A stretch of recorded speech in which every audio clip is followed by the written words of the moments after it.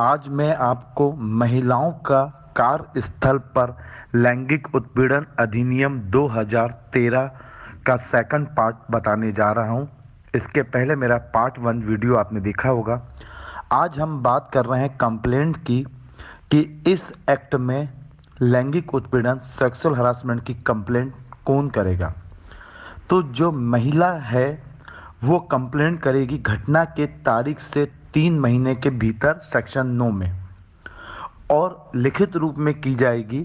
यदि वो लिखित रूप में नहीं करती है, ओरल कंप्लेंट करती है, तो इसके अंतर्गत जो संबंधित कर्मचारी और अधिकारी हैं उस कंपनी के या उस ऑफिस के, तो उसको ऐसे साधन उपलब्ध कराएंगे कि वो लिख कर कंप्लेंट करे।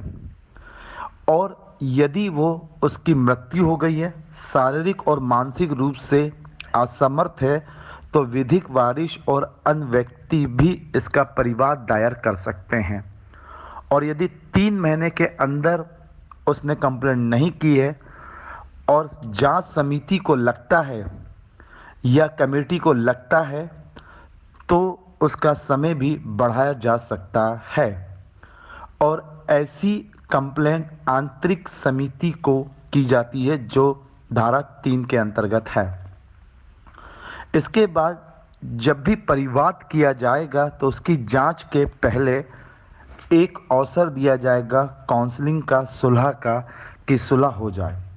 तो महिला यदि रिक्वेस्ट करती है तो रिस्पोंडेंट और महिला के बीच एक समझौता कराने का प्रयास किया जाएगा। ये सिर्फ महिला के रिक्वेस्ट पर है, और उस समझौते की एक रिपोर्ट जिलाधिकारी या नियोजक को दी जाएगी। और यदि कंप्लेंट सुलह नहीं हुई है तो धारा 11 के अंतर्गत ऐसे परिवाद की जांच की जाएगी, इंक्वायरी की जाएगी। और ये इंक्वायरी आंतरिक समिति, स्थानीय समिति या कोई ऐसा कर्मचारी जो प्रत्यार्थी का हो वो जांच करेगा, और उसमें सेवा सर्विस रूल्स रेगुलेशंस लागू किए जाएंगे।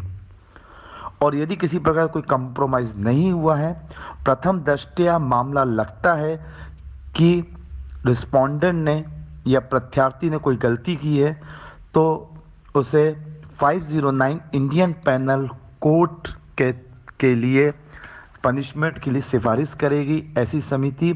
7 दिन के अंदर पुलिस को परिवाद पेश किया जाएगा, और जब पुलिस इसके अंतर्गत इन्वेस्टिगेशंस करके फिर एफआईआर दर्ज करेगी धारा 11 के अंतर्गत।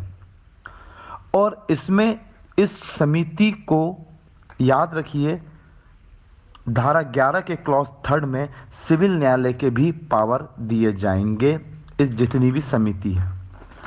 यदि जांच पेंडिंग है तो धारा 12 के तहत आंतरिक समिति, इंटरनल और लोकल समिति ये सिफारिश की जाएगी कि महिला को उस कार्यस्थल से ट्रांसफर कर दिया जाए, 3 महीने तक छुट्टी मंजूर की जाए, अन्य कोई राहत दी जाए, ऐसी एक सिफारिश कर सकती है।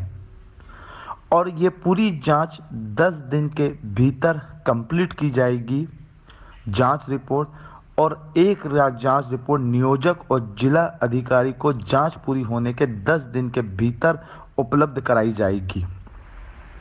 इसमें यदि ये साबित होता है कि रिस्पोंडेंट ने कुछ गलत काम किया है महिला के साथ या सेक्सुअल हरासमेंट किया है, तो धारा 13 के अंतर्गत क्लॉज 3 में मिसबिहेवियर और लैंगिक उत्पीड़न सेक्सुअल हरासमेंट के तहत कार्रवाई की जाएगी।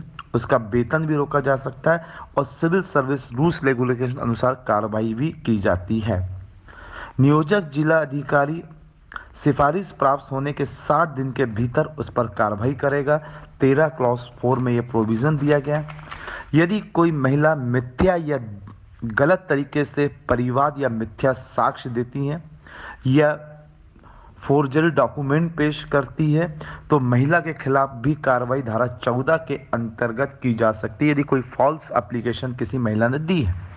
और उसके खिलाफ भी सिविल सर्विस रूल्स रेगुलेशन के अनुसार कार्रवाई की जा सकती है। और धारा 15 में ये बताया गया है, आंतरिक समिति और स्थानीय समिति प्रति कर कंपनसेशंस के लिए भी ये डिसाइड कर सकता है कि महिला को कितना आघात, पीड़ा, यातना पहुंची है, कितना शारीरिक और मानसिक चिकित्सा व्यय किया गया है और कितना उसको वित्तीय सहायता देनी है। धारा 15 के अंतर्गत प्रति कर की अवधारणा। धारा 16 अपने आप में बहुत इंपॉर्टेंट है। जांच के दौरान या कोई केस है तो किसी भी कार्रवाई का प्रकाशन सार्वजनिक नहीं किया जाएगा और ना ही कोई नाम पता किसी महिला का प्रकट किया जाएगा। इसमें अपील का प्रोविजंस है। यदि कोई समिति से असंतुष्ट है तो न्यायालय या अधिकरण को वो अपील कर सकते हैं धारा 18 में, और अपील सिफारिश के 90 दिन के भीतर की जाएगी। जांच समिति ने कोई सिफारिश की है तो याद रखें 90 दिन के भीतर वो न्यायालय और अधिकरण में अपील कर सकता है। और धारा 19 एक कर्तव्य बताए गए हैं कि एम्प्लॉयर के क्या क्या कर्तव्य होंगे। धारा 19 के अंतर्गत धारा 20 में डिस्ट्रिक्ट ऑफिसर की ड्यूटीज और पावर, यहाँ से एक क्वेश्चन बन सकता है कि चैप्टर 7 या डिस्ट्रिक्ट ऑफिसर्स के ड्यूटीज और पावर कहाँ पे बताए गए हैं, तो चैप्टर 7 और सेक्शन 20 के अंतर्गत बताए गए हैं। और याद रखिए जो भी कमेटी के बनाता नहीं है, धारा 4 के अंतर्गत आंतरिक समिति का गठन करने में असफल रहा है कोई भी नियोजक, कोई भी ऑफिसर, या धारा 13, 14 और 22 का उल्लंघन करता है तो धारा 26 के अंतर्गत 50,000 रुपये तक के जुर्माने से दंडन की व्यवस्था की गई है। और धारा 27 में बताया गया है कि मेट्रोपॉलिटन मजिस्ट्रेट और जुडिशल मजिस्ट्रेट फर्स्ट क्लास ऐसे अपराधों का विचारण करेंगे और अपराध धारा 27 के क्लॉज 3 में असंज्ञेय माने गए हैं। और यहाँ पे नियम बनाने की शक्ति समुचित सरकार की है धारा 29 के तहत। तो याद रखिए न्यायालय अपने आप में कौन सा न्यायालय होगा, मेट्रोपॉलिटन मजिस्ट्रेट और जुडिशल मजिस्ट्रेट फर्स्ट क्लास, और अपराध असंज्ञेय होंगे। तो अपने आप में इंपॉर्टेंट है इस एक्ट के लिए। Thank you so much, all the best all of you.